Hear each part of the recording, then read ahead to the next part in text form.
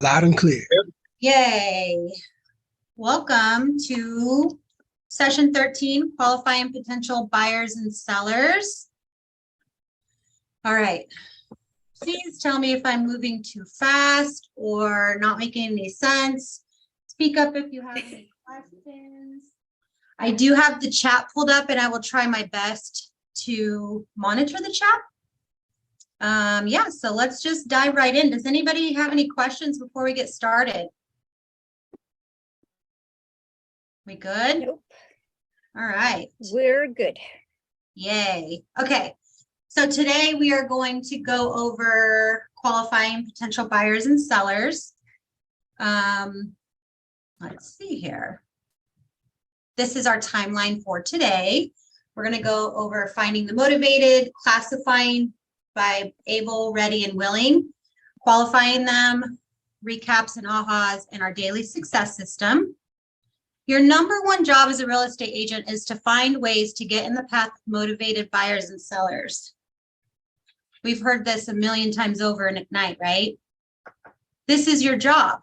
This is your job, is to get in front of people who are ready to buy and sell. That's what we need to do as agents, right? Okay, so let's go over finding the motivated. When we are new at something, it can be easy to get caught up in the myth understandings that block success. This is kind of incorporated with having our mindset and hang on, let me read my notes. I can't think of the word, but it's a myth understanding. So what myths do you hold about finding buyers and sellers? Does anybody want to share anything? Like any limiting beliefs? That's the term I was looking for. So myth understanding can be the same as a limiting belief. People don't want to work with me. I don't know what I'm talking about. Does anybody thought that? I have, even recently. I'm not going to know what to say when I'm asked questions. I think that every day. Yeah. Does anybody else have anything that they? I do, yes. I do too. Yeah. Awesome. Okay. Does anybody want to share what one of them are? For me, I'll go ahead and be vulnerable and share. So you're pretending to be the expert, like I know I'm not the expert. Hope one day I get there, but yeah, just not having the answers, not knowing, what comes next. Okay. Thank you for being vulnerable, Robert. Maria, do you have one you want to share? Same thing as Robert. I want to provide the best service to clients, but I feel limited to what I know, and I just wish I could know more so that I can help them better. It kind of stops me a bit. Yeah, absolutely. It's a blocker. It's your mind telling you you're not ready, right? Yes, right. It's limiting you. So let me just challenge you to think of it this way. If you call a customer service line and they have to put you on hold to get an answer, do you think negatively of them? No. No. You think that you've called where you need to call and they are going to get the answer for you. Okay? Right. Now let me ask you another question. Does anybody here that feel like Amy is absolutely qualified to take on any buyer and seller? Totally. Yeah. Yes. And let me ask you another question. Is Amy in your back pocket because she's part of your coaching team? Yes. Right. Yes. Okay. So, I will tell you this. I worked side by side with Amy for the last year and a half, and there are stuff that she needs to ask questions on, or she has to go get the answer for. She has to refresh her memory because maybe it's been a while since she's sold a mobile home. So we can't be expected to know everything. You know what I mean? Right. You're going to learn as you go. So try very hard to get these myth understandings or limiting beliefs. Let's try to address them and try to find a response for them in our own heads. Because to be honest with you, a lot of people are just going to be like, wow, they're in real estate now. They passed their exam. Let's go. You are the real estate expert. And in all reality, You do know more about real estate than your clients. Make sense? Mm-hmm. Okay. So how buyers find their agent. I don't know if you've seen this before, but this is really important because it's literally what we've been chatting about. So all buyers, 47% of them, it's from a referral, a friend, a neighbor, or a relative. How many times have you gone on social media and said, hey, I need a roofer? Give me somebody you know and trust. Right. I need a painter. Who works under the table? Who has a cash price? If you haven't done that, I encourage you do that because almost everybody knows someone that has a cash price. Does everybody know what a cash price means?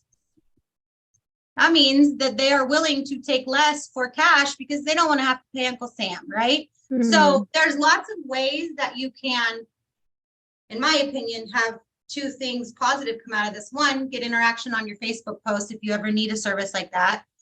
And two, you're putting more people into your contact list, right? And you might have a client who wants a painter. You might have a client who needs a roofer, right? But the point of this is that most people ask their friends and family for a real estate agent, which is why it's so important to call through your sphere, to post daily, to post weekly, whatever you feel comfortable with doing. Make sure people know you're in real estate. This is one for how sellers found their agent. Again, most of it is referral. Be at the top of their mind when they want to buy or sell. Make sense? Okay, as you've been experiencing, Keller Williams has defined a defined model and system for everything you need to do in real estate. Likewise, Keller Williams has its own language like leads and contacts, which you already are familiar with. Opportunities is a word in command that we use to define your sales pipeline of business. Have you heard that word opportunities before? Yes, no? Okay. Get used to it because once you have a buyer or a seller, that's what we are going to call it. We also call it a deal, right? It has many terms. Hang on one second. Choking on my own spit. Okay. What we're going to learn about today is how you're going to classify people. You're going to have A, B, and C sellers. And I'm going to go into that a little bit more, but I just wanted to kind of put that into your ear. So it's best practice to put your A, B, and C potential clients into the opportunities pipeline in your command to track their progress. You can see on the screen, or when you open command, that it will track your clients from the cultivative stage and all the way up to closing and getting paid. Opportunities even projects your possible total income in your sales pipeline. So what we're going to go over now is how we classify able, ready, and willing buyers. Focus becomes increasingly possible in direct proportion to how clear you are about what you want, when you want it, and what you must do to get it. This quote doesn't just apply to us as agents. It applies to everyone. When buyers and sellers know what they want, when they know when they want it, and when they want to know how to get it, it makes our jobs as agents more clear. So I don't know if any of that made sense. What I'm trying to say is that so many people are going to say, I don't have time for a buyer's consultation. I don't have time for a seller's consultation. And you will run into it because, of course, right now we just want business as new agents, right? We just want to help as many people as we can. We want to get as much practice as we can. So you're going to have people who are like, I don't want to do a buyer's consultation. Perfect. Let's go look at houses. And I promise you, because it has happened to me, it's going to happen. It's going to come up where it's going to click in your head and you're going to say, man, if I would have really, pushed that buyer's consultation, we wouldn't have gone to look at this house because I would have known that. Does that make sense? So while I understand because I have been there, it's very important to ask certain questions. And if you can get you need them to do a buyer's consultation. And I struggle with seeming very salesy. I don't like car salesmen. I don't like pushy. I don't like all of this stuff. But when you come from a place of contribution and understanding, it makes everything easier. And sometimes when you're in a buyer's consultation and asking all of the right questions, it helps them realize why they're moving. And it helps, like one of the questions is how soon do you want to be in your new house? Oh, February 15th. Well, I guess we should have started in January, right? Those sort of things, because that's something that you do know, right? So any movement you take today, you're looking at 30 days to get paid, which means 30 days for them to move in. That might not be something that they know. They might think, oh, I'll be in there in 2 weeks. Well, that's very far and few between. Able, ready, and willing come from curiosity. When we are determining the able, ready, and willing of a potential client, we emphasize come from curiosity. Why do you think we stress this? Someone give me an answer, please. I think curiosity is a safe place to come from, even when I talk with my wife. If I come from curiosity, there's a lot less judgment, and she feels that. That's So awesome. with a buyer, kind of the same thing, that you're not judging them when asking them in the buyer consult, like, so how much are you making a month, and how much would you be comfortable spending a month towards your house payment? That's perfect. Anybody else have any contribution for why we encourage coming from curiosity? Yeah, I think it really puts them at ease knowing that you have their interests in mind. And the more information they share with you, the better prepared you are to meet those needs and know what they like. And then you're not trying to show them homes they can't afford or maybe something they don't want. I love that. I love that. So let's talk about able, willing, and ready. Able, potential client is financially and legally capable of completing a transaction now, right? Ready, potential client is motivated and prepared to make strategic decisions now. Willing, potential client is eager to buy, sell, or both. So when we're talking to friends, right, and we're making our calls and we're like, hey, just wanted to check in with you, remind you that I'm in real estate and I'm super pumped, I'm super excited, I'd love to earn your business. And they're like, yeah, we've actually played around with the idea of listing our house. I think that those would be willing. So they've talked about it, but they haven't really talked to anyone in depth about it, right? So that's, they're kind of in that category. And that would open up a whole ton of conversations, right? Okay, so let's go over qualify buyers and sellers. Why qualify? It's a win-win. So in real estate, we talk about a win-win all of the time. At least I hear it all the time. And what that means is that when I'm representing a buyer, I am their fiduciary.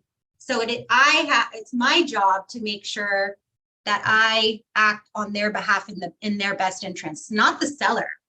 It's not that I don't care about the seller, but the seller has their own agent. And that agent, it's their responsibility, right?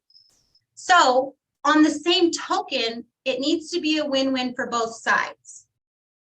So in the last section, we started with the win-win of qualification. Our potential clients win because we provide them with the right value at the right time. And we win because we get to focus our attention on helping clients who are ready to buy or sell.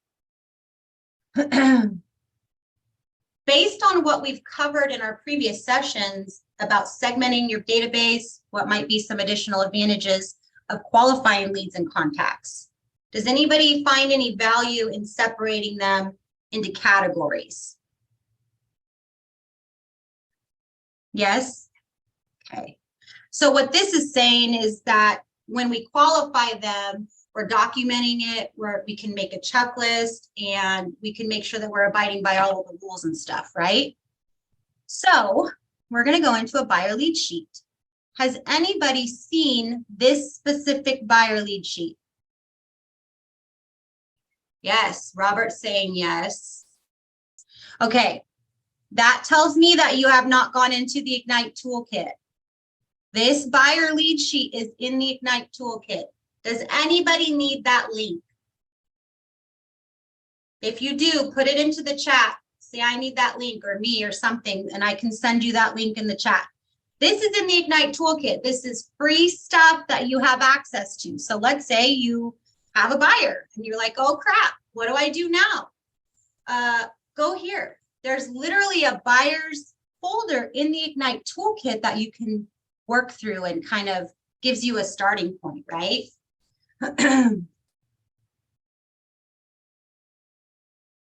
Any ahas or questions that you might have so far? We good? Okay, so add B and C buyers to touch plans. Did I miss something? I did. I skipped through some stuff. Okay, we're going to go back a minute. I apologize. Classify your opportunities. This tells you the A, B, and C method. Okay, buyer in column A, there's a buyer / seller, able, ready, and willing to do business. And you can see that they put on here 0 to 14 days. Now, I can't stress this enough. You guys are in your own business to do your business the way you want to do it. This is just a starting point for you and what most agents use, right? So when you're talking to people and you're creating opportunities in command, you can say, oh, this is an A seller because they are ready to get pre-qualified. And once they're pre-qualified, they're ready to start house hunting. Does that make sense? Okay. And then the B column, able, ready, and willing to do business in 15 to 60 days. And then the C column, able, ready, and willing to do business in 61 days. So what's going to happen is that when you're talking to people, this is how you should think of it in your head. When are they willing to do business? Most of the time, if it's somebody you know, they're not going to tell you never to call them again. Now, they might say, we have no desire to move anytime soon. We're happy where we're at. We're going to be here for the next 10 years. Perfect. Fantastic. I'm so excited that you guys found your forever home. Sounds good, right? End of conversation. Still put them on a 36 touch. Put them on some sort of campaign in command that's reaching out to them, that's touching them throughout the year, just to remind them that you're here if they need you. Also, invite them to all of the things. So let's say you're not planning on doing any client events this year. We're all just starting. We're all new agents, right? That's okay. Keller Williams does activities and events that you can invite your clients to. It's going to seem like it's your event. So the trunk or treat, invite them to that. There are so many people here and they love it. The first time I invited my sphere, I think I had 10 people come and they loved it. Other than the parking was kind of a nightmare, but we also do a shred day. So they can bring that pile of paper that's sitting in their office that they're like, man, I need to burn this. And then they never do, right? Invite them to that. So when we come from contribution and we come from understanding, putting them on a 36 touch might seem scary to some because we don't want to be too pushy. We don't want to push our real estate business onto them, but we are coming from contribution because we do have stuff that might interest them, like the events that we have. What is going on? Did that help explain it a little bit better? Does anybody have any questions on this? Now, let's say you're talking to people and you accidentally, put them as a B buyer and then they change to a C buyer. That's fine.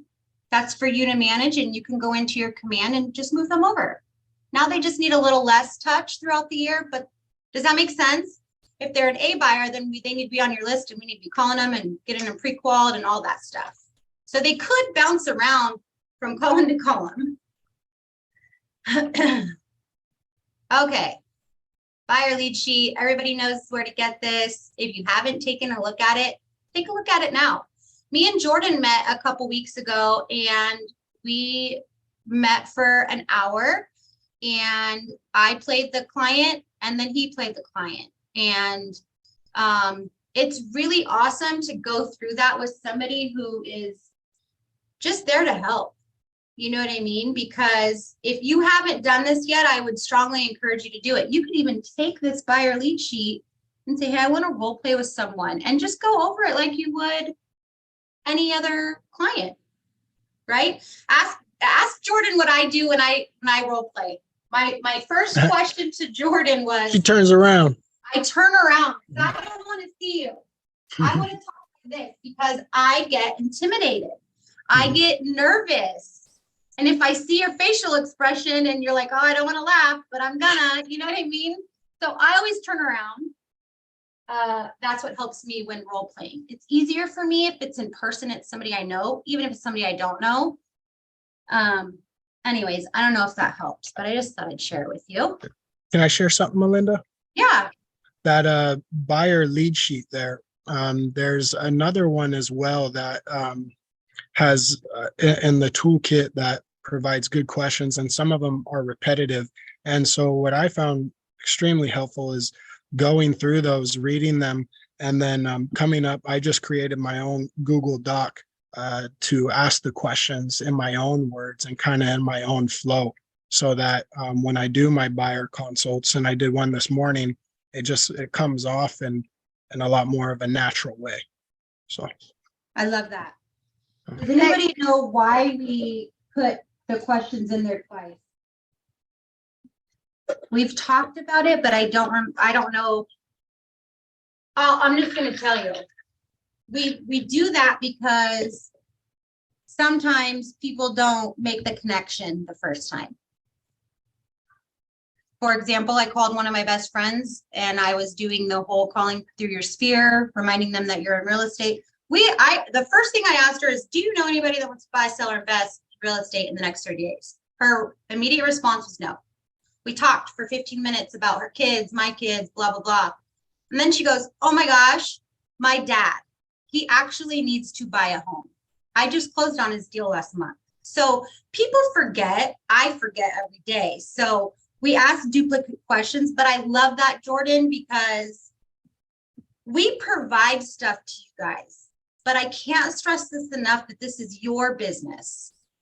You run your business the way you want to run your business. And maybe you like most of the questions here, but you want to add something in or take something out. Like Jordan said, you have access to Google Docs, use it. It's super easy. Thank you, Jordan, for sharing. Quick question. Yeah. I think I pulled that document a couple weeks ago, so I haven't seen it in a while, but I thought it was branded. Are we able to modify that? Let me take a look at it. The one in the Ignite toolkit? I honestly, it's been a few weeks. I'm not sure where I grabbed it from. Okay. But I thought Yes, it was there branded. are ways that you can modify it, and we'll get into that. Okay. It actually takes us through how to do it in command. Okay. Yeah. Okay. Does that help? It does. Okay. Perfect. So touch plans. This kind of goes back to what I was saying, that when you're talking to people, like let's say you're doing the 10-5-5, you know what I'm talking about, that what you're supposed to do daily, and you call 10 people. When you're calling them, document it however you want. I have a ton of these notepads on my desk, and yes, I have to go through a lot of notes sometimes to find what I'm looking for, but I have it written down. So document it however you want, put it in command, but you can put them into those different sections as you're talking to them. Okay, so this person isn't ready right now. They said that they've been thinking about it, but they really want to wait till the end of the year. Perfect. In command, you can make yourself a follow-up for December.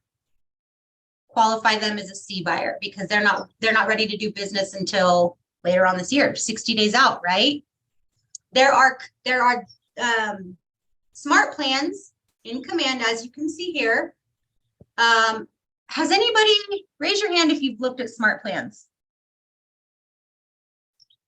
Robert, Christina, Jordan. Okay, your homework, not that I'm going to be able to follow up with you, but I challenge you to go into command and look at smart plans because they're intimidating. You're like, I don't know where to go. Okay, perfect. That's good. That is a good thing because now you know what question to ask. Now you know, okay, I have no idea where to start with smart plans. Melinda, who do I need to reach out to? You need to set a meeting with Vince. Vince will sit down with you for a half hour. He will show you all of them. And then from there, you can be like, Vince, what smart plans do you think I should use? He's the best one to help you with that because that's what he does. Make sense? Okay, now we're going to talk about qualifying sellers. There's a pre-listing questionnaire. How did you hear about me?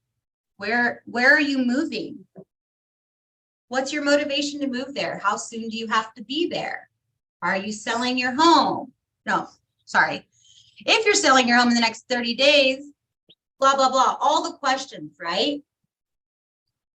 These are important questions because to be honest with you, they might not even know. I will tell you that you definitely want to do these things with everyone who's making the decisions. So, like for me, it would be me and my husband. For someone else, it might just be them. I just had a wife and husband purchase a house, and only the husband was on the loan. However, they were both equally contributing to conversations and purchasing, like all of the things that go around buying a home, they were doing together, but he was only on the loan because it was better for their payment. Make sense? So these are just things that you need to know so that you can help them accordingly.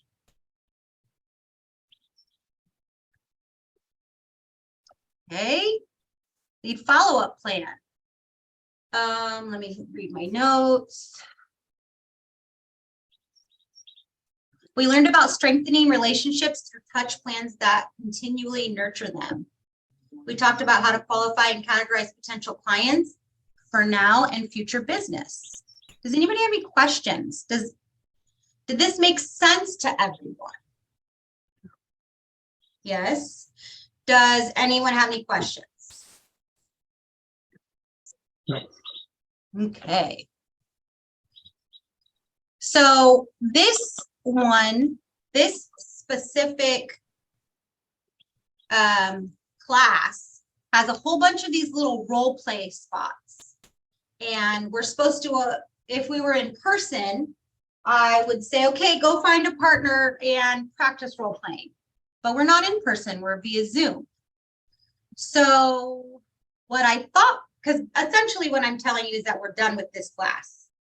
What I thought we would do is open it up to see if anyone wants to role play with me. You don't have to. I know it's asking a lot. You can turn off your camera. Does anybody want to role play?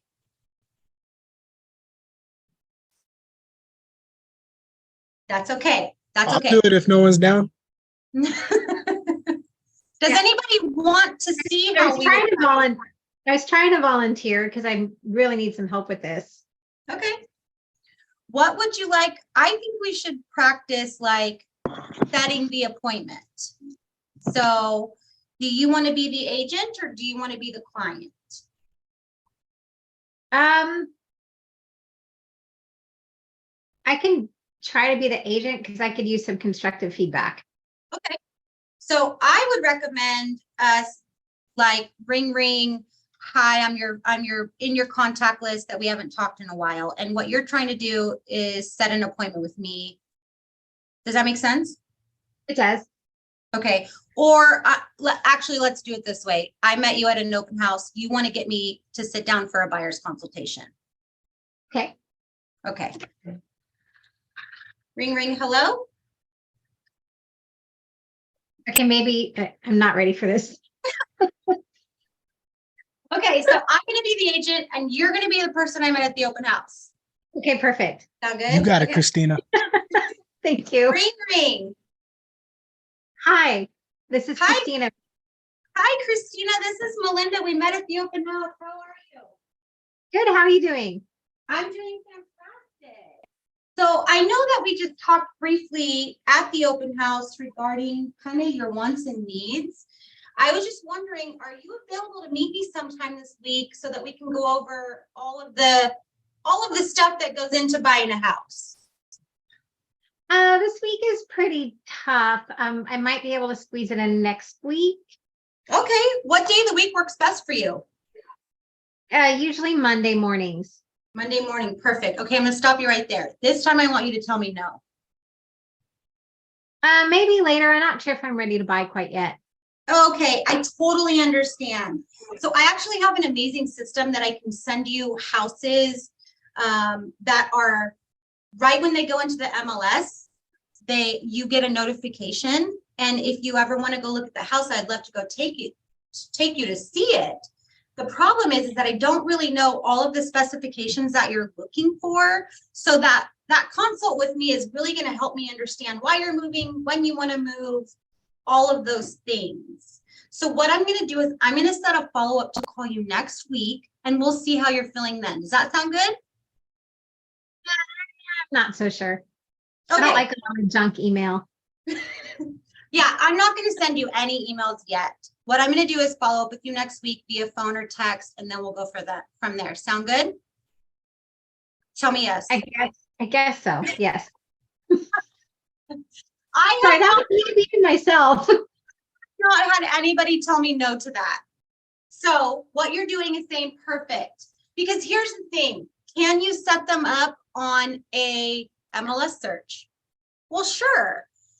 But you need to know what they're looking for, what their price range is, what area they're looking in. So if you're sending them 3-bedroom, 2 baths, and they want a 1-bedroom, that's not going to help them. You know what I mean? Right. So can you set them up? Yes. But you want to be able to provide them value. And that's what the appointment is for. So what I was trying to show you is, even if they say, I'm not as ready as I thought I was, this week's not going to work for me. Perfect. What I'm going to do is I'm going to follow up with you next week and we'll go from there. That's not hard to do. That's not hard to ask for, in my opinion. The most challenging part, in my opinion, is actually picking up the phone. That's the hardest part for me, is dialing the number and hitting call. So I don't know if anybody else feels that way, but did that role play help? Did that role play hurt? Did that role play open up anyone's eyes? Give me some feedback. It helps. Sorry, go ahead. No, you go first.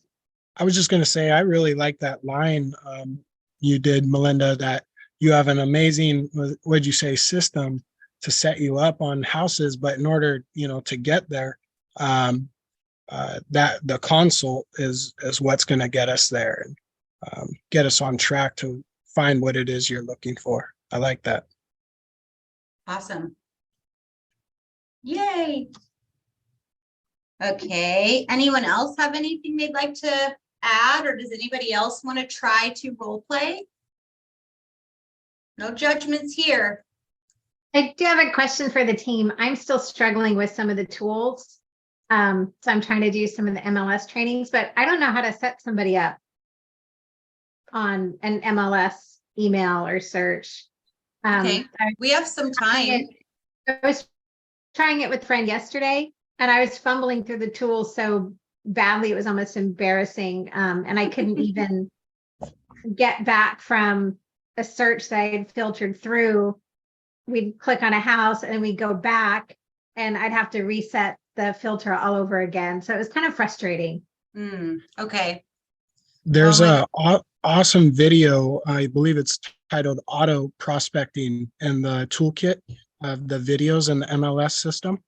And Yes. That video is going to walk you step by step on how to set those automated searches up. Okay, perfect. Thank you. I am attempting to pull up MetroList really fast to show you this.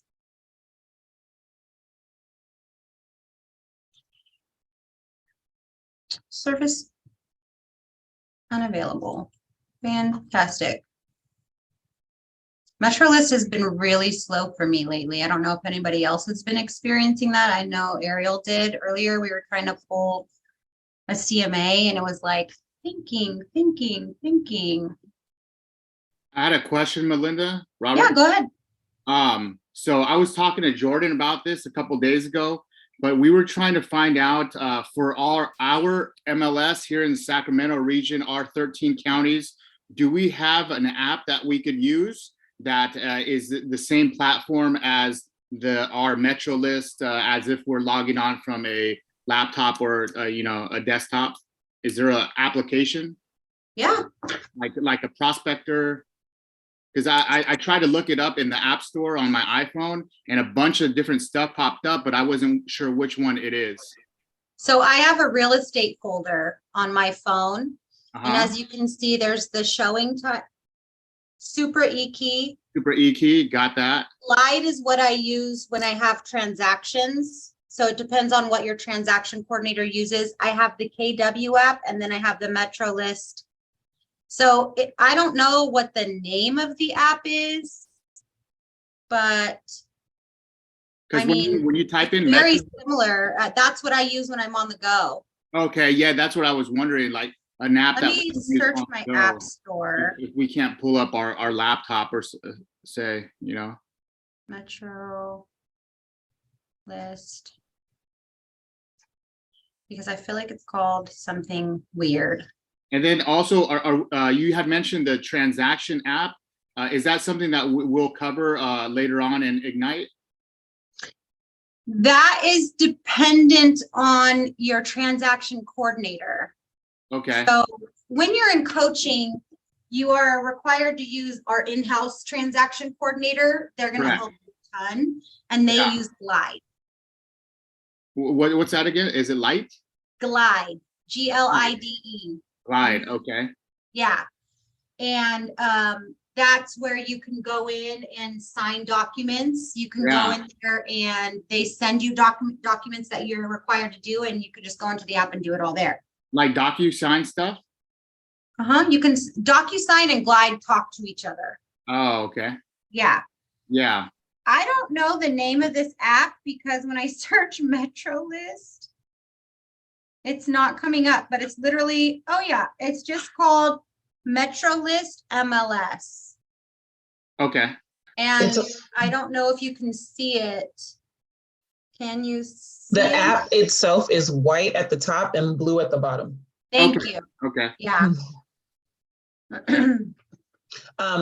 You missed, Amy went over all her apps you should download to be a mobile agent, and literally I've never had so many apps on my phone in my entire life. So there's about 15 or almost 15 to 20. So if you're looking for more specifics, also probably reach out to her and get a screen grab of her actual phone, because she literally went through her phone and showed us all the different apps and what they do. Yes. I'm trying to see if she has that video on her YouTube page. Which class was that one? It's called Mobile Agent. Oh, mobile agent. Okay. Yeah, I wasn't able to make that one. It's been a minute, I feel like, since she did that class. Yeah, it wasn't an actual class. We had the what is it called on Monday? We all checked in. It was only a couple of us. So I don't know what it's called on the calendar, sorry, but since I just started, so I apologize.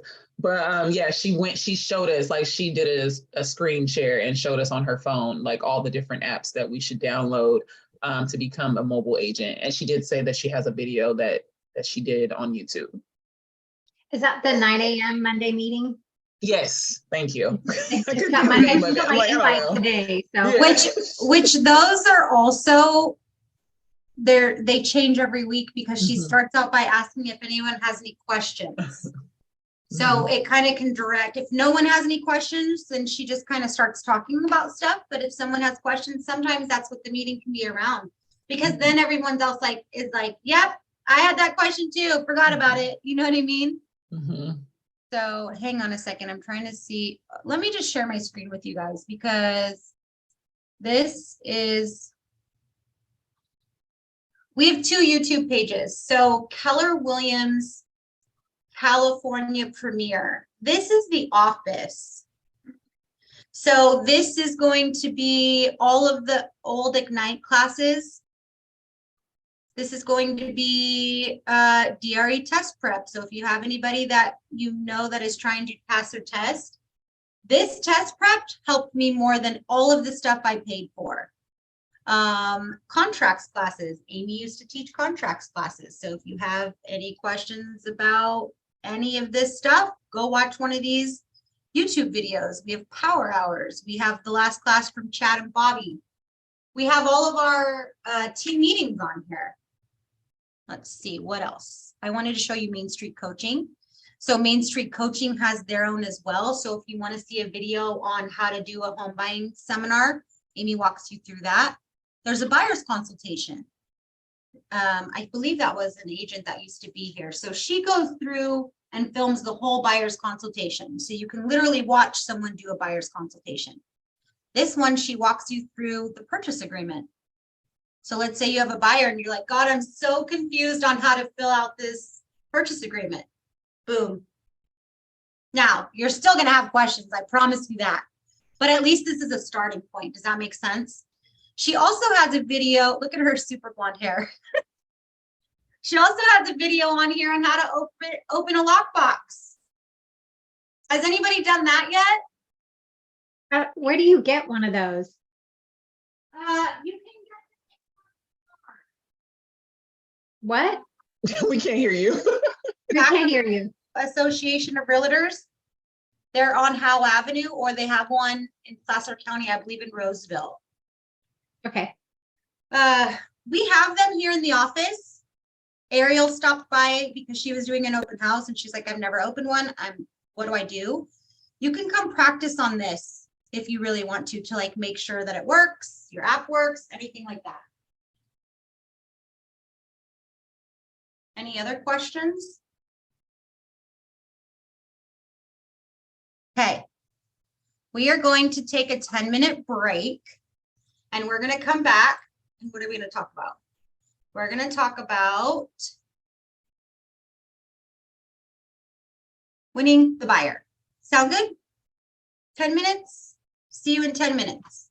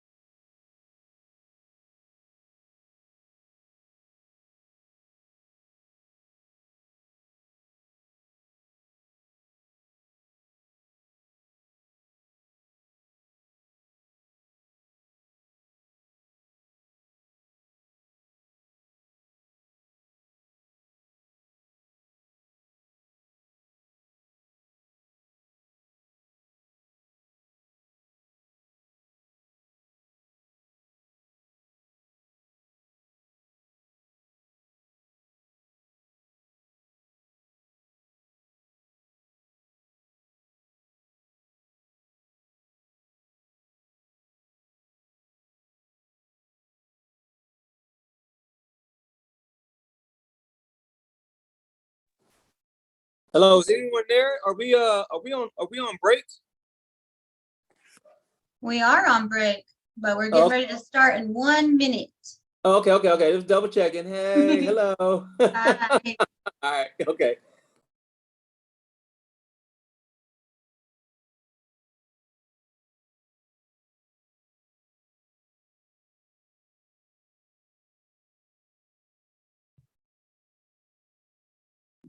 Chat up. Perfect.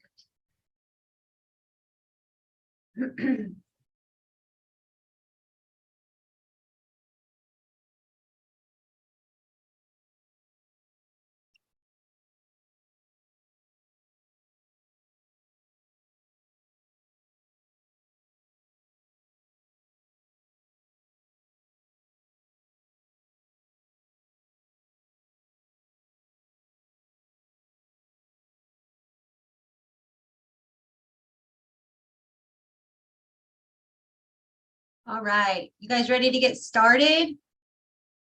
Yep. Can everyone see my screen that says Ignite Skills to Spark a Great Career, Win the Buyer? Yes, ma'am. Okay. Okay. So this is the course overview. Right now we're on session 14, Win the Buyer.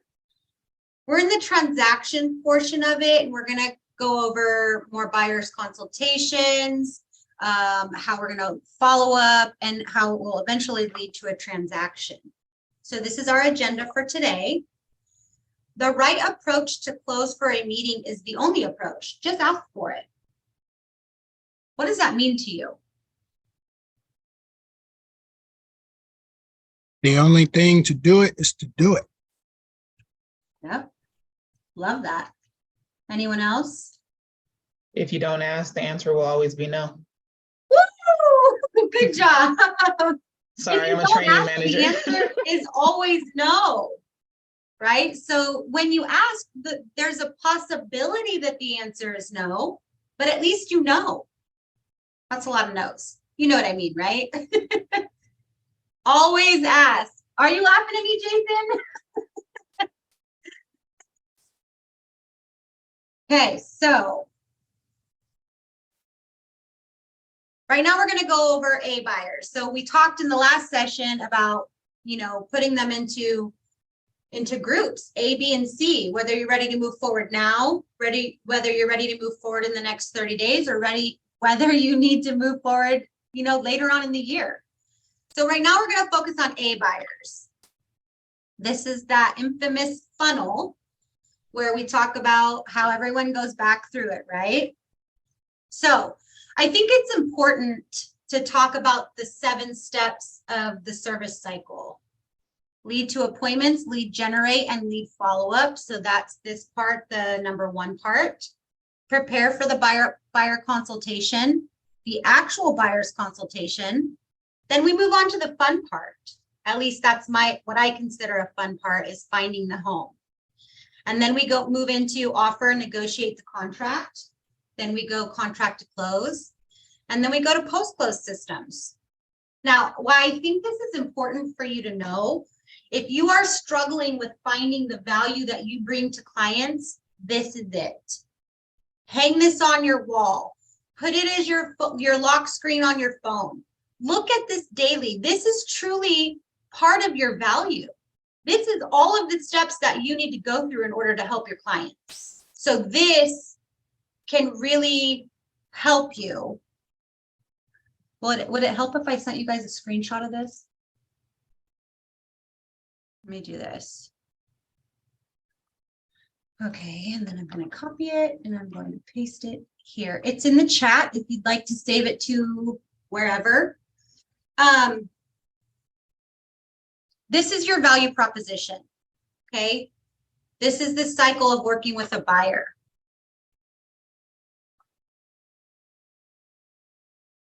So let's talk about how to convert those A leads to buyer consultation appointments, where you can win the buyer. So we're going to be talking about getting that appointment. So keys to converting your A buyers: respond right away to lead inquiries. Get valid and complete contact information, save it to command, and create an opportunity. Determine their motivation to buy so you can speak to it. Set an appointment, time and date for as soon as possible. So when we were going over role playing and I asked Christina if she's ready to meet sometime this week, she was like, no, this week's no good. Perfect. I'm going to follow up with you next Monday and we'll talk about your schedule then. Sound good?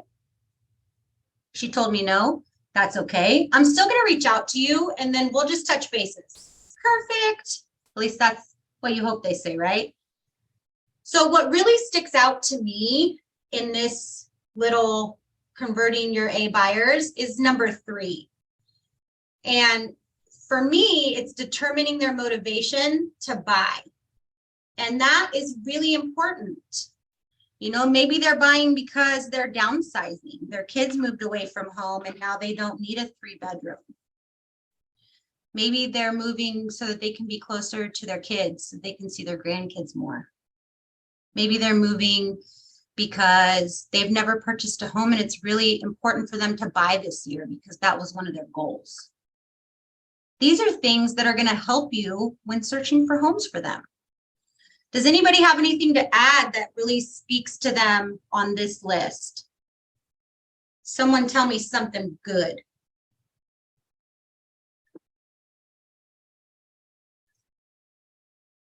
Someone, anyone.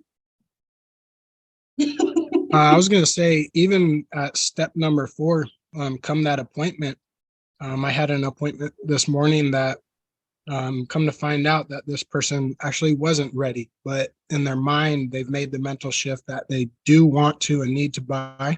It's just that they need to get their finances set. So being kind of the mentor to them and a consult and, you know, helping them make that plan. And then down the road, they're going to be ready. Love that. Does anybody else have anything to add?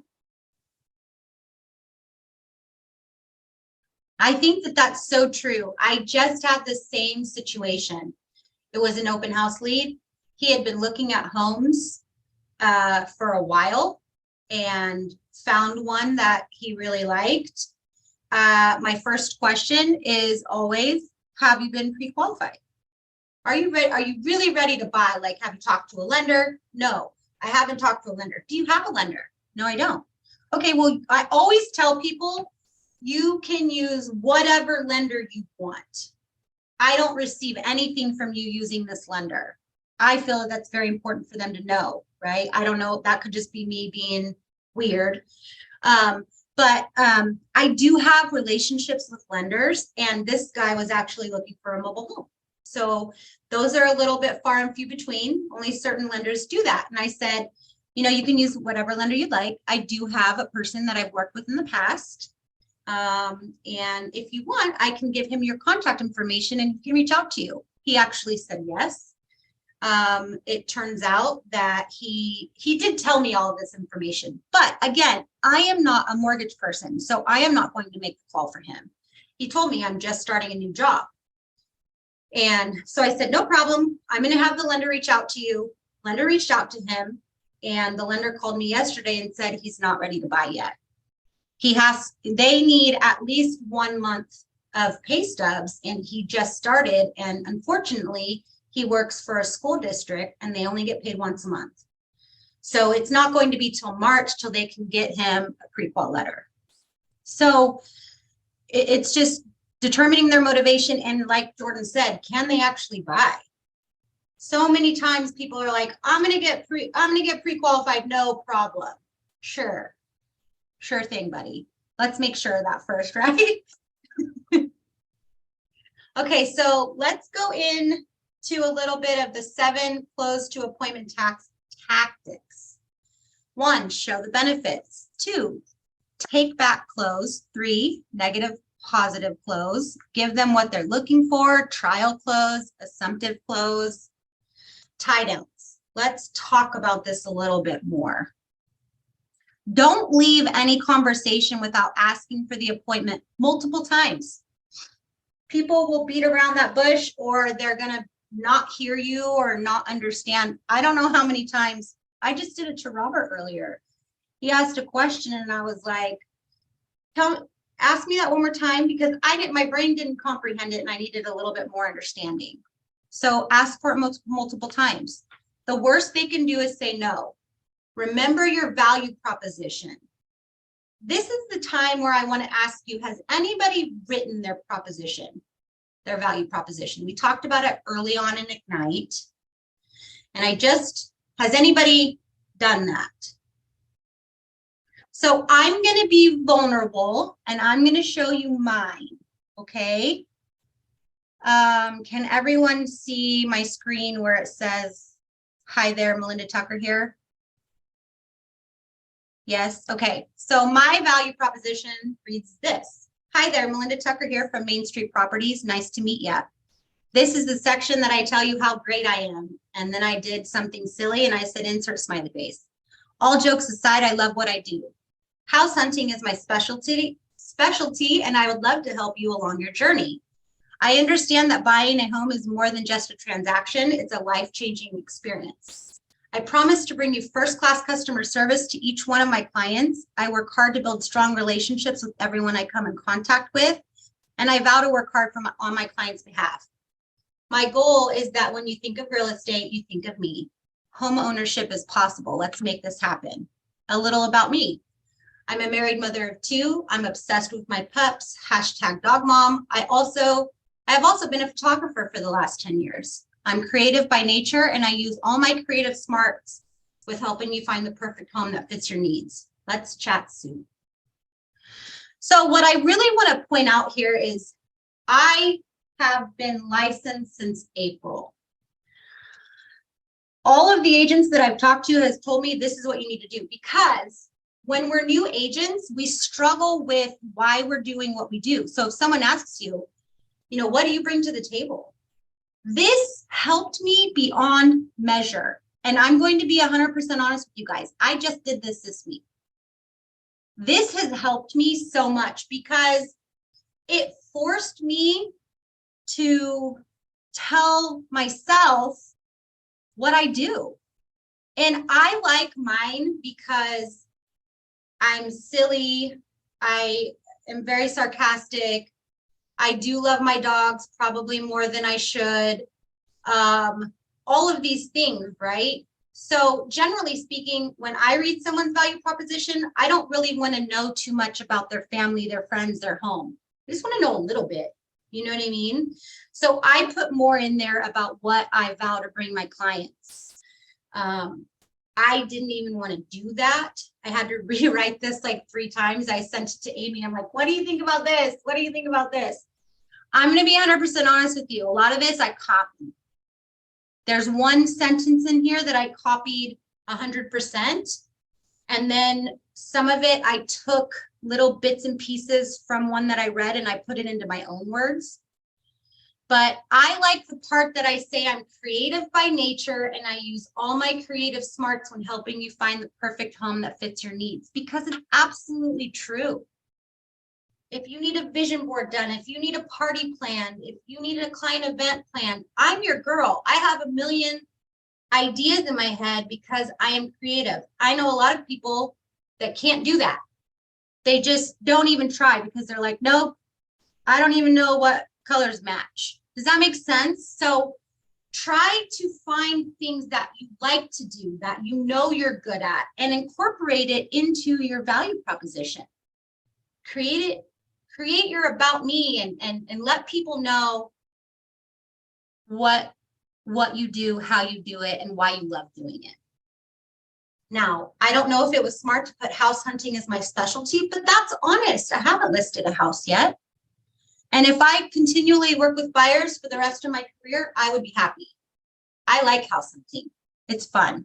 So I just wanted to share that with you guys because I feel your value proposition is very important and I would challenge you to work on it. Now, if you need ideas, steal mine. I don't care.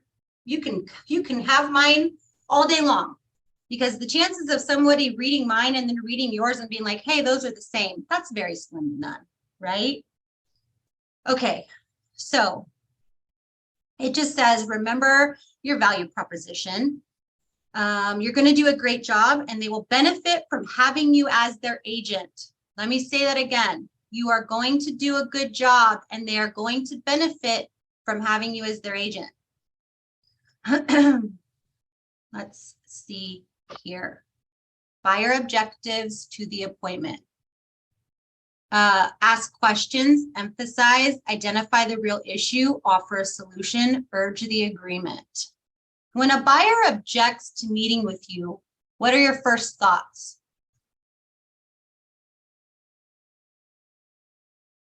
Somebody share something. If a buyer says, no, I don't want to meet with you, what goes through your head? They're not ready. Okay. What else? Well, they just don't want you. They have bad credit, or they don't want you to know their personal information Yeah. or status. Yeah. Believe it or not, objections are good. They are buying signals and another step closer to a purchase decision. Objections are a response to, I don't know enough yet. That's where you come in.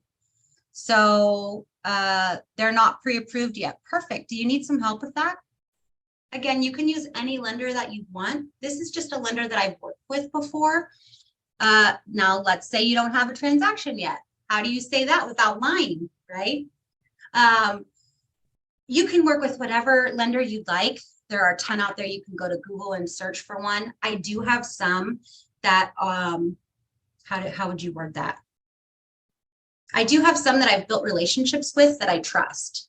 Now, if that's not a true statement for you, I am going to challenge you again to build a relationship with a few lenders. What does that mean? That could mean anything from an email. That could be a phone conversation. That could be a coffee date. Now let's just go out on a limb here and say you want to do a phone conversation. We have an in-house lender here. Her name is Crystal. She's fantastic. Her office is in our office here at Sac Metro. You could text me and ask her for her phone number or her email address, and I would provide that to you. This is what I mean by building that relationship. Hi, Crystal. My name's Melinda. I'm a new agent, and I'd love to build a relationship with you so that I have somewhere to send my clients. Do you think she's going to tell you no? Heck no, she's not. She's going to be like, yes, perfect. Do you want me to send you some of my business cards? Also, these are my working hours. If she doesn't tell you that, ask her that. I've texted Crystal before on a transaction that we were working on at 9 p.m. at night, and she responded to me. That's dope. Now, I don't expect that for everything, but it was awesome, right?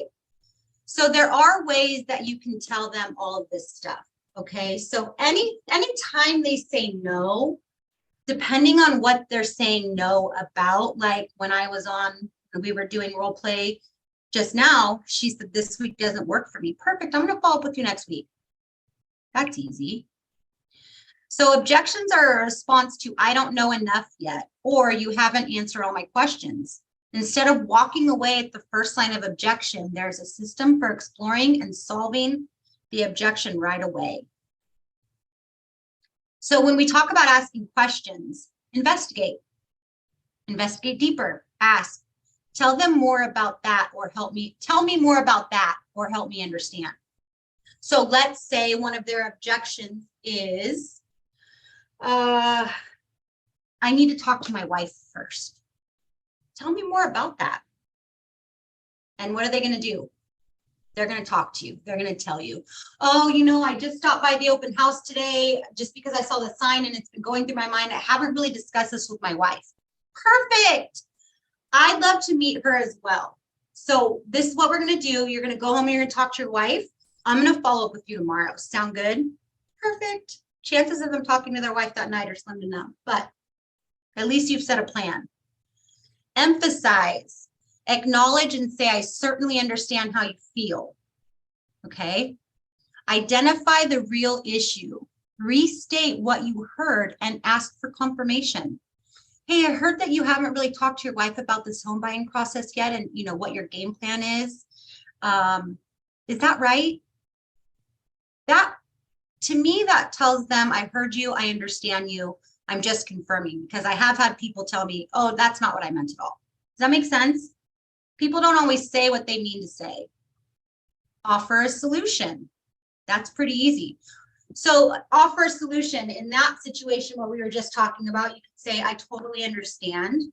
I'd love to meet with both of you, and I think I might be able to help explain the home buying process a little bit better to both of you. Sound like a plan?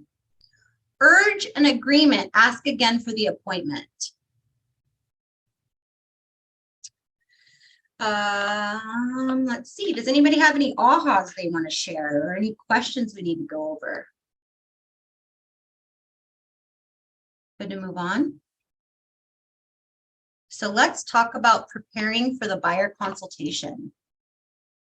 This is a buyer consultation preparation checklist. Confirm the appointment date and time, confirm appointment location, ensure all decision makers are attending, complete your buyer's guide, prepare the meeting space, review the lead sheet. Does anybody have any questions about this? I feel like this is pretty self-explanatory, and this is just what you would be doing in order to confirm any appointment, but I just want to make sure and ask that. Okay. Top 10 service areas for the buyer value proposition. 1, needs analysis, pre-qualification or pre-approval, neighborhood information, home search, make an offer, negotiating to buy, vendor coordination, pre-close preparation, closing, post-closing. Let's see, what do my notes say? These are the top 10 areas where buyers need a great agent to help. So let's go back to that part where we have that limiting mindset in our head that what value can we actually bring our clients? Everyone raised their hand because we've all thought this. What am I going to bring to my client? I don't have anything. I've not done a transaction yet, so I can't help them. That's a lie. That's a limiting mindset. These are all ways that you are going to help them. You just may not know yet because you haven't done a transaction. That's what this is for. Take a picture of this with your cell phone. Request me to send you this slide. I will do that. This is how you're going to help them. Okay. Let's see. Your buyer presentation / buyer guide is going to touch on all of these in a very personal way. It should be personal to you, your value proposition, and your buyers based on their lead sheet and needs analysis. So remember to keep your value proposition focused on what you bring to the buyer, not just on how great you are. List the benefits you offer buyers and the compelling reasons to work with you. So in my value proposition, I was hoping 3 things. I was hoping to make them laugh. I was hoping to pull on some dog lovers' heartstrings because I was brave enough to talk about my unrealistic love for my dogs. I don't know if that made sense. And 3, I was hoping to pull on some creative heartstrings too, because I am very creative. That's just who I am. I do love my dogs. That's just who I am. And I am silly. Again, that's just who I am. So your value proposition is very important. I don't know how many people read those, but it is important. Okay, buyer guide contents. It should have a welcome letter. It should have a timeliness of buyer process, home search process, how to access AW app, introduction, reasons to buy a home, local market analysis, financial worksheets, and all of that stuff. So if you are ever in the Sac Metro office and you want to see what one of these looks like in person, come by and see me. This is mine. It's in this little fancy binding. It has like a front cover and a back cover, and it has some general home pictures. It has everything that it's stating here. Did I create this? Absolutely not. I'm creative, but look at about me, and it has my picture. Now, I did not create this. Kayla did. Does everyone know who Kayla is? Kayla is our in-house marketing girl. I want to say that this was $20. It's been a minute since I've done it. Hang on a second. I also have this, that if you tell me and you want it, this is their menu. I can send this to you. Let me see if it says in here. Presentations.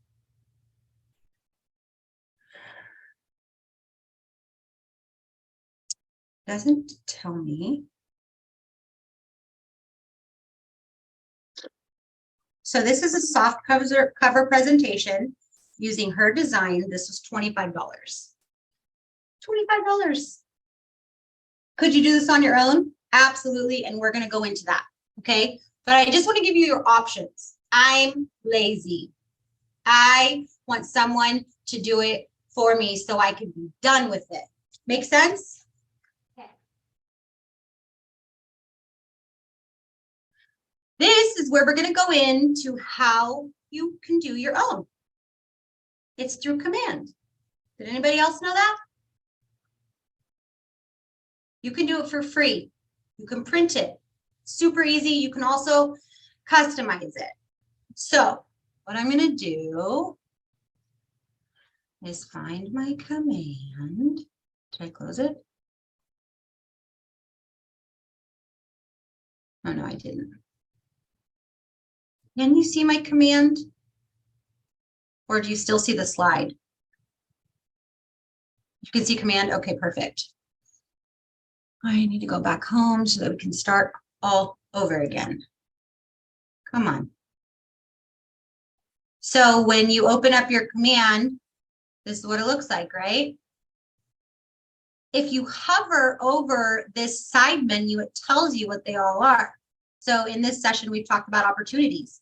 That's where you would click to see your opportunities. Referrals, I've never used that. Smart plans. This is where we're talking about putting them on a 36 touch or some sort of open house smart plan. This is where you would find smart plans. This is all my contacts. This is my task list. What I'm looking for is designs. Once you get into designs, you're going to click create design.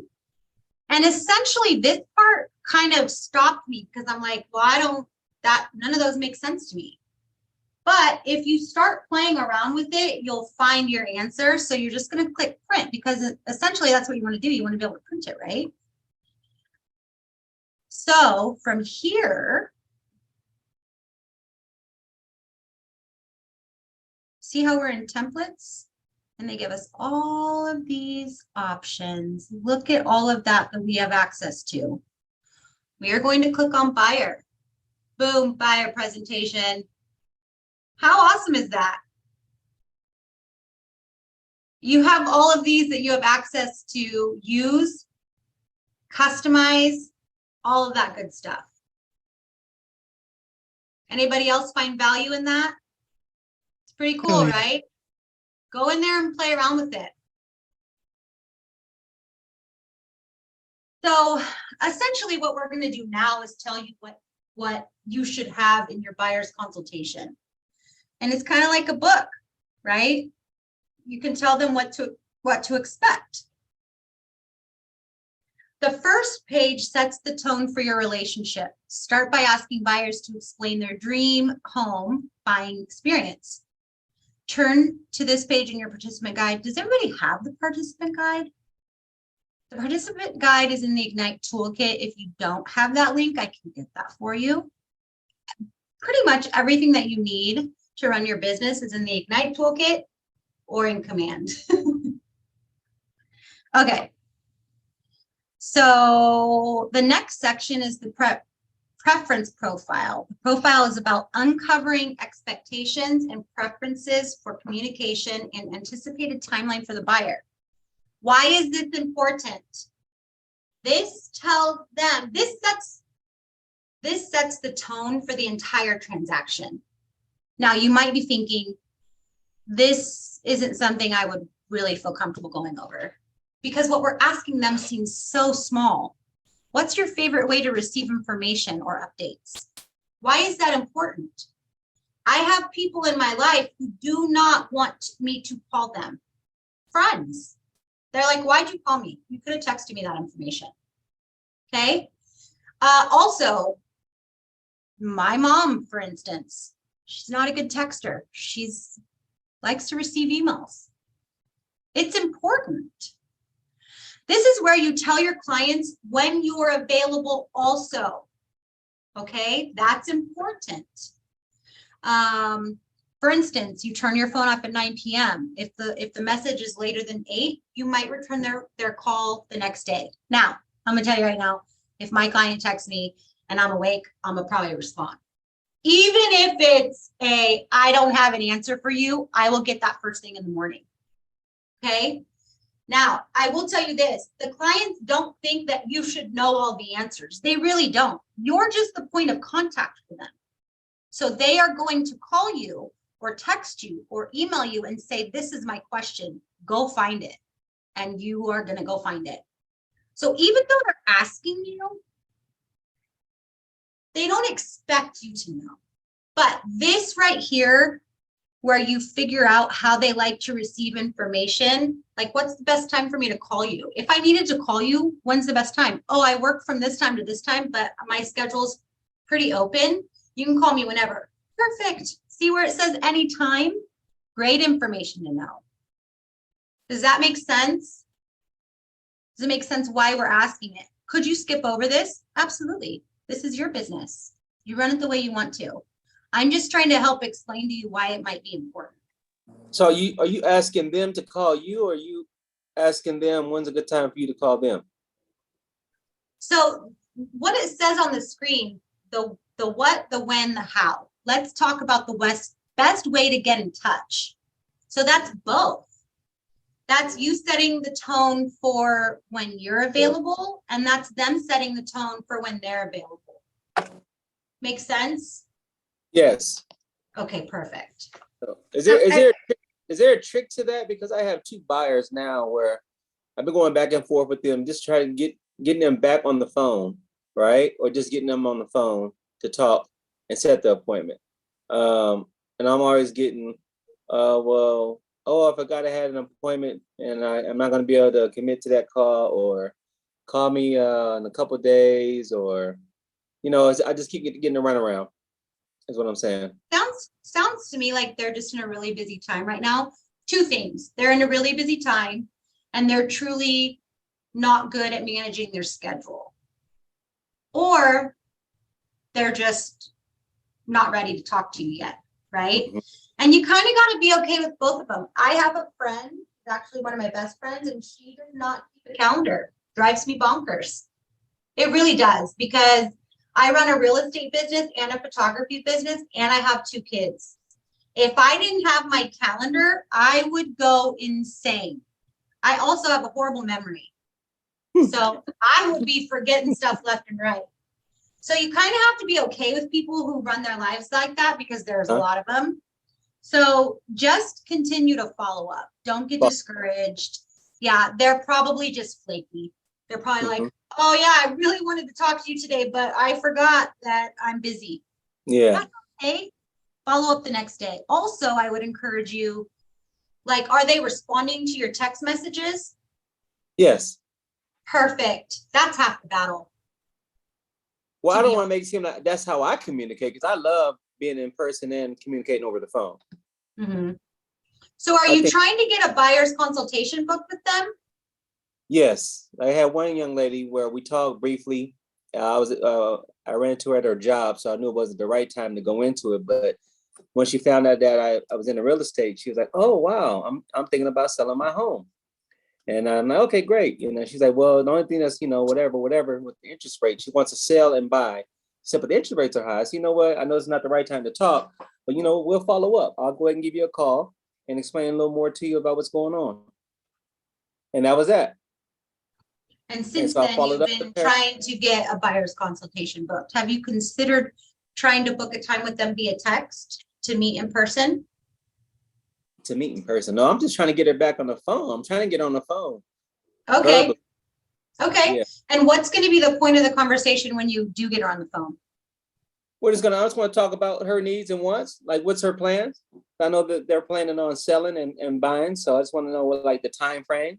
When they're actually going to sell, and Yeah, that part. Just kinda think- Qualifying them under that ABC category. Got it. Yeah, because she was saying that they wanted a bigger home, so I got that from her on the first conversation. But I wanted to just ask more questions. The and get only more. thing I can think of is to try a different approach. I know that we really want to get them on the phone, but if they're responding to you via text, maybe ask them those questions via text. And then if they're not willing to answer them or they seem reluctant, just say, you know, this is something that, you know, I really want to go over with you in, you know, our buyer's consultation that I was hoping to get set up soon. That's just how I would approach it. And if you ask any given agent, they're going to give you 100 different answers. But if they're responding to you via text, you can either keep following up with them and trying to get that phone conversation done and scheduled, or you can start asking some questions via text and see if they're open to answering them, because they could tell you, if you ask them, when are you thinking about listing your home? And when do you want to be in your new home? They could be like, oh, March 1st. Oh, okay. Well, let's get going, buddy. You know, and then if they tell you September, you know what I mean?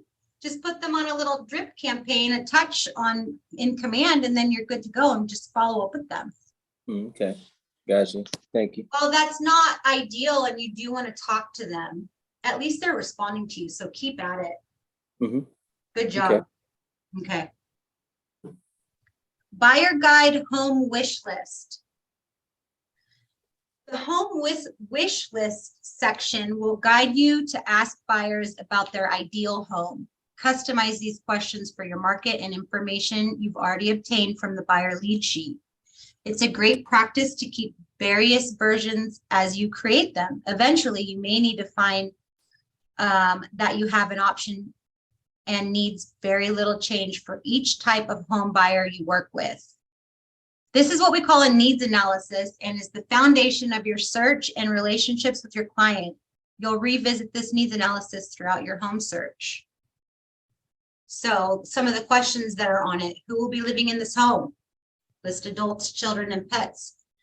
Why is that important? Because if I was your buyer and you didn't know that I have 3 German Shepherds that I need a very large yard for, and you show me a condo with no backyard, I'm going to feel like that's a waste of time. Me personally. What are the non-negotiable? Oh, go ahead. Oh, and I was just going to add that, plus it also tells them that you're not paying attention to their needs. So they can't trust you. Absolutely. Yep. What are the non-negotiables for your home? Non-negotiable for me would go back to my dogs because I need a yard. Another non-negotiable for me is going to be 2 bathrooms. I have 2 teenage boys. I am not sharing a bathroom with them. You got me messed up. You can get your own bathroom. You can clean your own stuff. I'll see you later. If you had to name your top 5 non-negotiables, what would they be? Now, why on earth would we ask this since we just asked it? What's the non-negotiable for you? Well, I need a yard. What if we ended that and I forgot to say no bath or 2 bathrooms?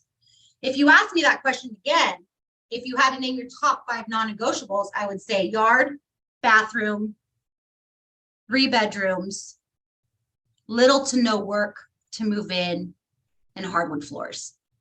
Now, I didn't practice that. That's just off the top of my head because I have dogs. I also know that it rains sometimes and I don't want to have to clean my carpets every 5 months. Makes sense? I also need 2 bathrooms. So if you asked any given person that question, they're going to give you 5 different non-negotiables. Now, not everybody's going to have 5, but it gets them thinking. It gets them to be more specific because a lot of people only think about where their TV is going to go on the wall, right? I mean, I do because I watch a lot of TV, but I'm just saying, beyond your top 5 needs, what is something you really need? What could that mean? Well, I have an RV. I really need a space to park my RV or my boat.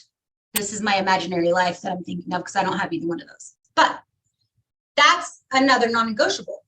Amy tells a story about a client that she was working with and their religion.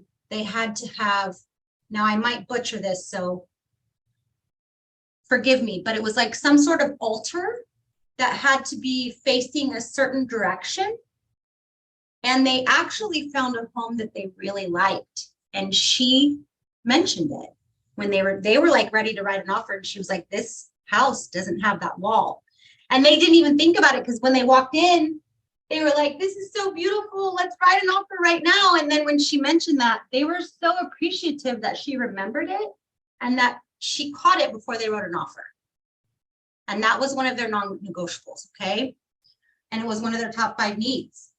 So my top 5 needs would probably look at a lot like my non-negotiables, and that's okay. I need 2 bathrooms, I need a yard, I need RV parking, I need boat parking, blah, blah, blah.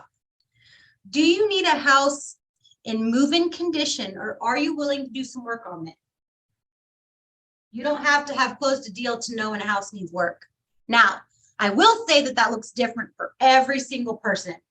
Because if I got to put in new floors, that's no thanks. I don't want to do that. To Chuck, he might be like, that's not a big deal. I'll get that done in a weekend.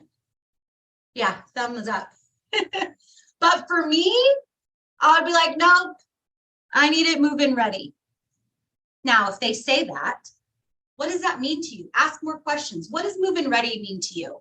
And then they're going to tell you, I do not want to paint. I do not want to put new floors in.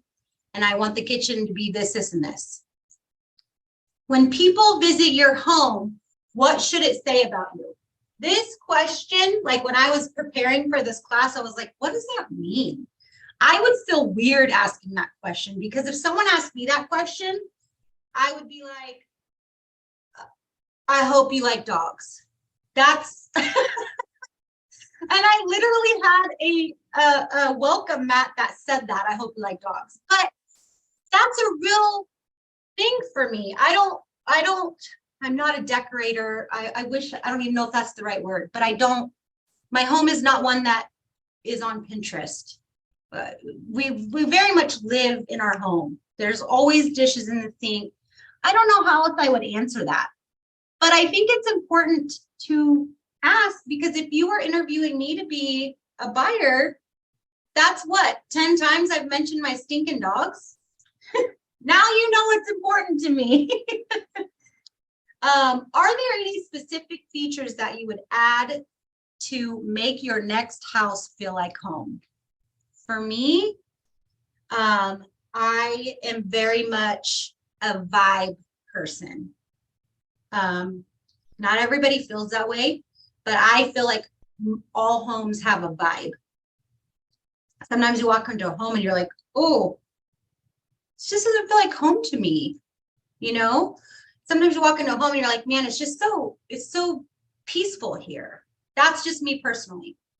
But if you asked me that and I was your buyer, I would say I needed to have a welcoming feeling when I walk into it. And it's not something I'm going to know until I get there. Again, probably me being weird. But if you ask different people that, you're going to get different responses. You might even have some responses that are like, I have no idea how to answer that question because I just want my payment to be low. Perfect answer, right? Will you require accessibility options? What does that mean to you? Well, I just took a buyer out yesterday and we were looking at mobile homes and all of them had a wheelchair ramp. Will you require any, like, do you need a house that doesn't have stairs because your mom doesn't need a ramp? Little questions that might not mean a lot to some, but are going to mean a lot to other people. Does anybody have any questions or comments on this? I think one question I might add to a home buyer form is whether or not they had an electric vehicle. Because whether a house's electrical system can allow for a charger to be installed could wind up costing them $3,000, $4,000, $10,000 down the road. And some homes already have it built in. Mm-hmm. Yep, that's very good. Like that. Neighborhood insights, templates and neighborhoods are in command.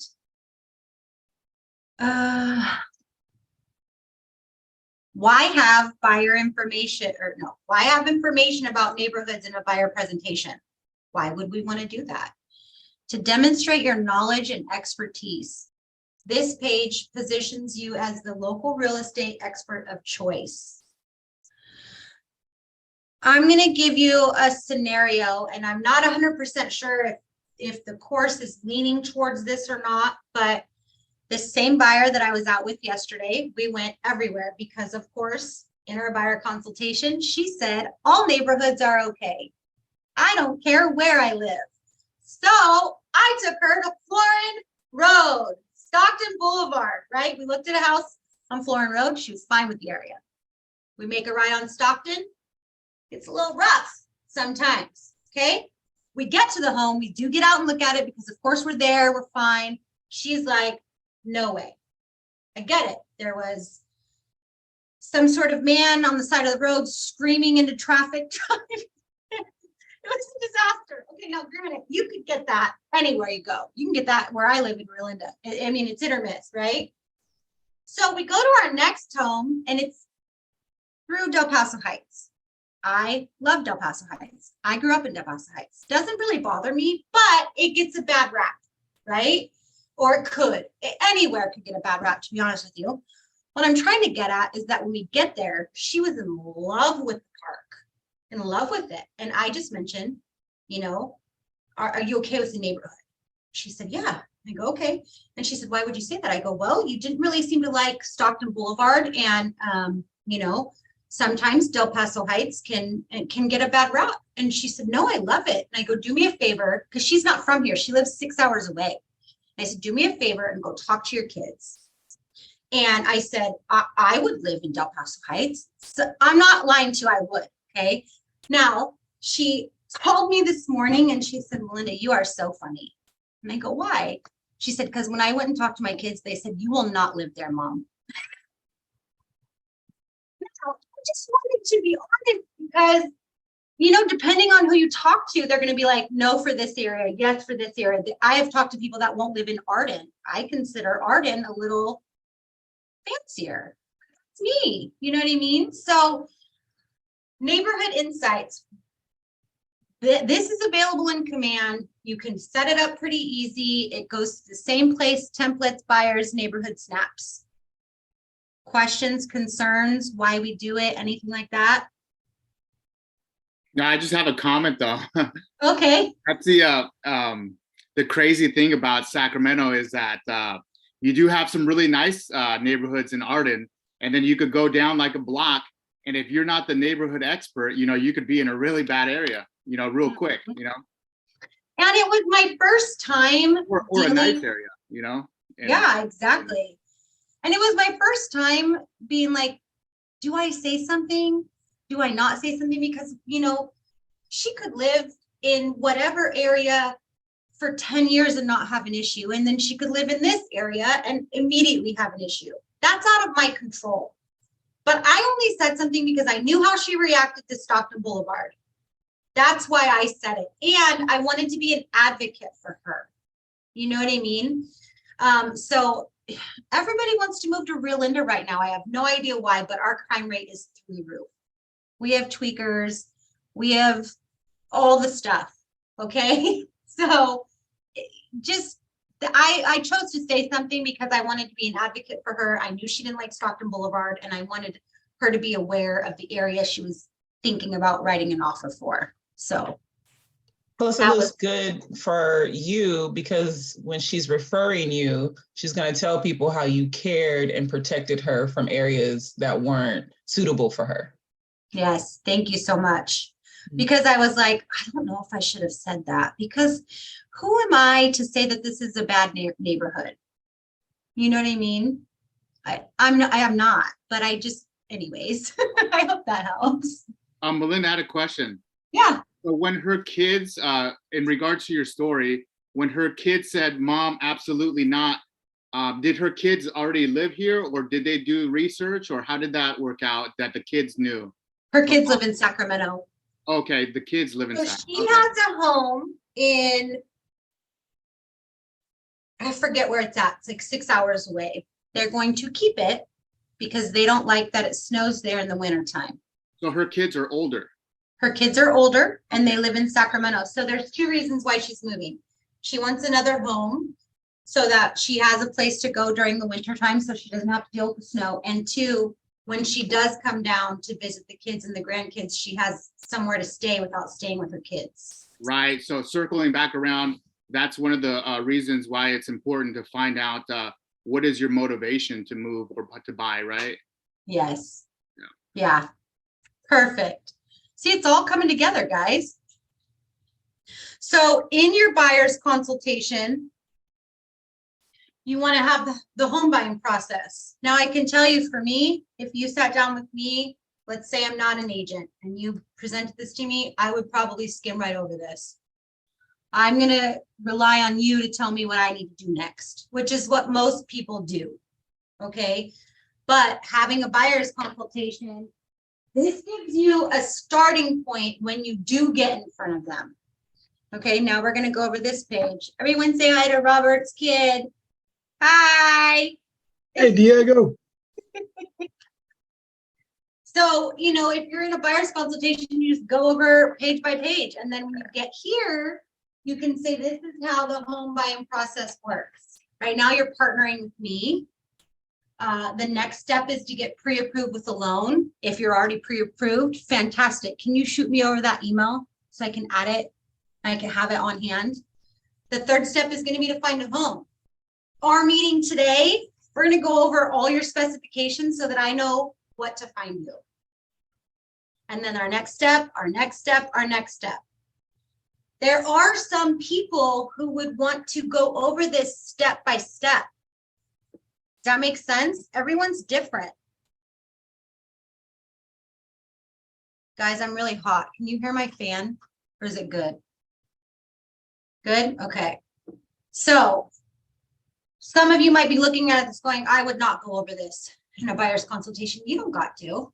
You can just have it in here and then they can take it home and look at it at, you know what I mean? Let's say they only have 15 minutes for a buyer's consultation and you need to go over the meat and potatoes. That's fine too. Then you're going to have people, if the buyer consultation is going to be 2 hours. It's going to happen. Okay. So quick question. Yeah. You said that was $25 from the marketing team. Is that for every copy or just the initial file that you then print? That's for the printed version. Okay. Yeah. And then do you get an electronic version that you can print yourself later? Or are you spending $25 every time you need one? I believe you get a printed, or you get an electronic version. I asked for it. Sometimes you got to ask.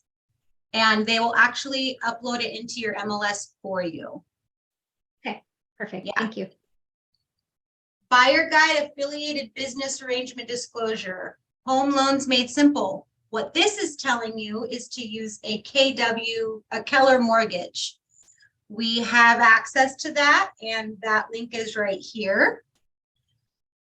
What it means to me is to have someone in your back pocket that you can give them the number to. Tell them, I'm going to reach out to Crystal and I'm going to have her call you. Sound good? Yes, because they will never call her. They just won't. Have Crystal call them. Have your lender call them. Have whoever. I like Crystal because I can literally walk to her door and be like, hi, let's figure this out. You know what I mean? And she can't get rid of me. Buyer guide your value proposition. How many times today are we going to say buyer your value proposition? Have it ready. Now, when I look at this, I'm like, well, I haven't been in the business for 15 years. I haven't helped 268 clients. I don't have 61 repeat clients. You can change this. I would probably take off years in the business altogether. We don't need to talk about that. Total clients served. If you read this, when I was prepping for this class, I read this and it says, when you choose to work with me, you're partnering with a trained agent that has the backing of the world's largest real estate company. If I hadn't already written my value proposition, I would steal that because it's true, right? That there's nothing lying about that. You do have Keller Williams behind you. You do have a coaching team that's behind you that's willing to help you with everything. Goes on to say, it's really small. And by choosing to partner with me and the Keller Williams family, you gain access to blah, blah, blah technology. So from the way this value proposition is reading, if I put 268 clients served, what I would do is ask my market center how many houses they've done or sold or last year, and then you could put that there. Because this isn't necessarily saying how many I have served. Does that make sense? You have a question, Robert? Okay. You can change this. You can have 2 points on here. You can have no points on here and just put your value proposition. I do like that they incorporated the win-win or no deal, the integrity to do the right thing. Customer always comes first. I like that. This is on our front wall. This is the Keller Williams way. So steal away. If you want to steal this, absolutely. Any questions, comments, or ahas, or anything anybody wants to talk about? I got a question, Melinda. Yeah. When it comes to our statistics, when we're talking about like Keller Williams, how you said, okay, maybe I haven't sold 268 deals or whatever, but how do we find the statistics on what our office had did last year? Like, where is that information? It's a great question, and I will find that out for you. I don't know.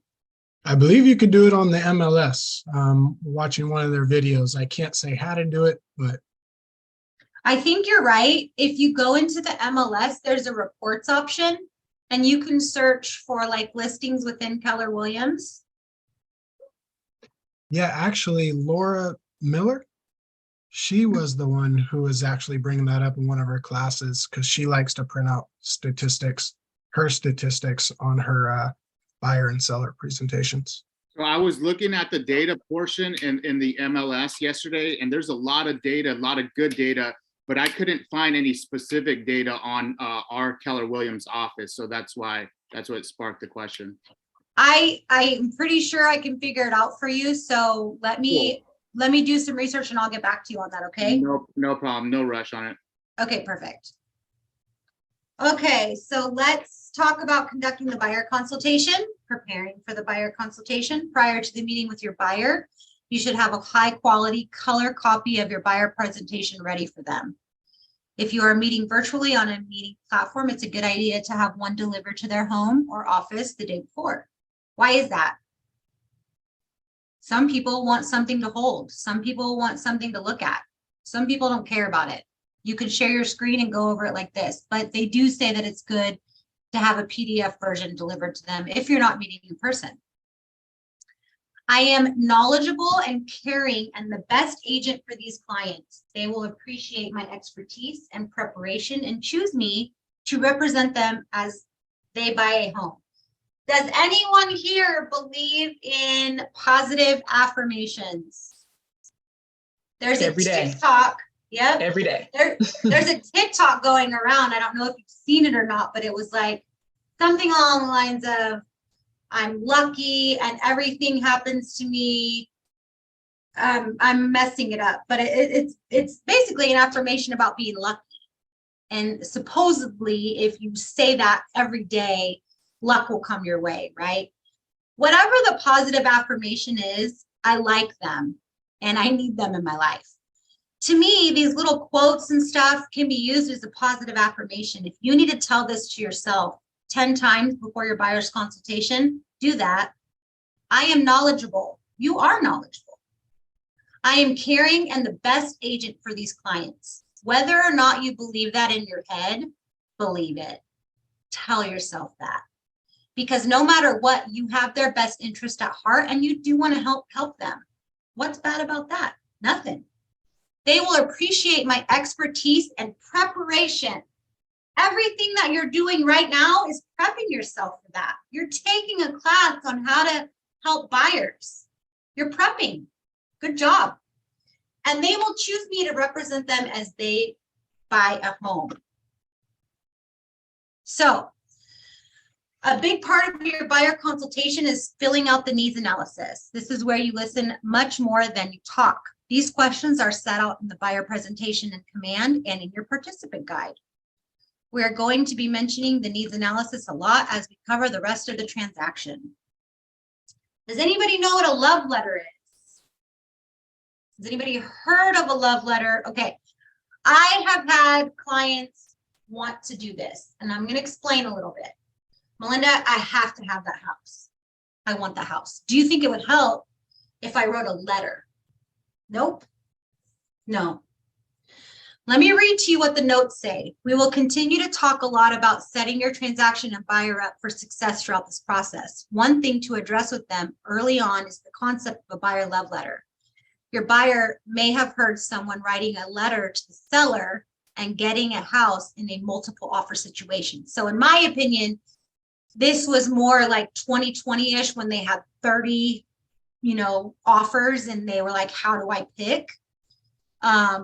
We often refer to these as a buyer love letter. Though they seem innocent enough, they can easily lead to a fair housing violation. These letters represent a fair housing risk because they can easily reveal personal information such as race, religion, or family status, which could then be used knowingly or unknowingly in the seller's decision to accept or reject an offer. I had no idea, guys. I just knew that a love letter wasn't going to be the way to go. So what if you have a situation like that? This is what I did. I said, why don't you tell me some of the bullet points that you would put in that letter? You know what I mean? And then we just talk about it. They don't know this information. That's why they have you. Okay. If the seller needs to make their decision based on the offer presented to them, not how much the buyer wants to buy the house. Of course they want to buy a house. They're submitting an offer. Make sense? Okay. If the buyers say they can see their children running down the stairs on Christmas morning, the buyer has revealed family status and religion.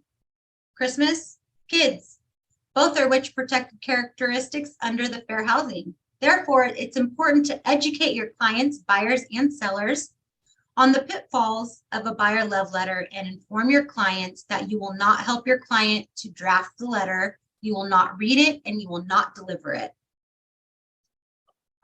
Seems a little harsh to me, but it is important for them to know, you know what I mean? Okay, getting the signed buyer agreement. The buyer representation agreement is a legal document that formalizes your working relationship with the buyer, detailing the services you provide and the duration of the relationship. This is controversial. Did I say that right? You know what I mean. I have not had a buyer consultation agreement signed. I'm going to tell you why. If I had a buyer come to me and say, I want to cancel my agreement, what are you going to do? You can't force them to stay working with you. You're going to cancel the agreement so they can get out of the agreement just as easy as not being in an agreement at all. Is it wrong? No, absolutely. If you want to ask for a buyer's consult or a buyer agreement, absolutely do it. That's the best way to probably go about it. Because let me just ask you this. When you're working with someone, normally what I say is, are you working with an agent? Right? And if they are, you back off a little bit. Technically, if they have not signed a buyer's consultation or a buyer's agreement, you could take them from them. If they've signed a buyer's agreement or a listing agreement, you need to back off.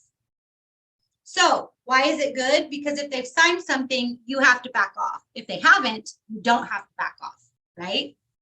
So a couple things to think about. Close for agreement.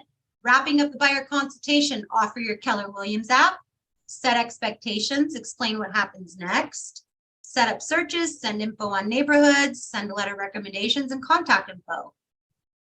Don't forget to share your KW app with the buyer and show them how to use the search feature and guide them to follow home buying process. The buyer consultation should end with clear steps. Okay, this is our daily success system. You're going to do 10 conversations. You're going to add 10 contacts. You're going to do handwritten notes. Everything that we've done before. Does anybody have any questions or comments? Anything they want to talk about?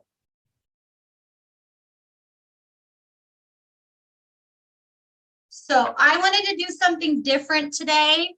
And I don't know that I'm going to be able to do this every time, but I kept a little cheat sheet of like some notes, like I need to send Robert that stat, but I kind of made a tally mark whenever someone said something or volunteered or shared something. And today the winner is Jordan. And I have a little cup here for you. So you're primarily out of the Fair Oaks office, right? So I will get this to the Fair Oaks office and you can pick this up.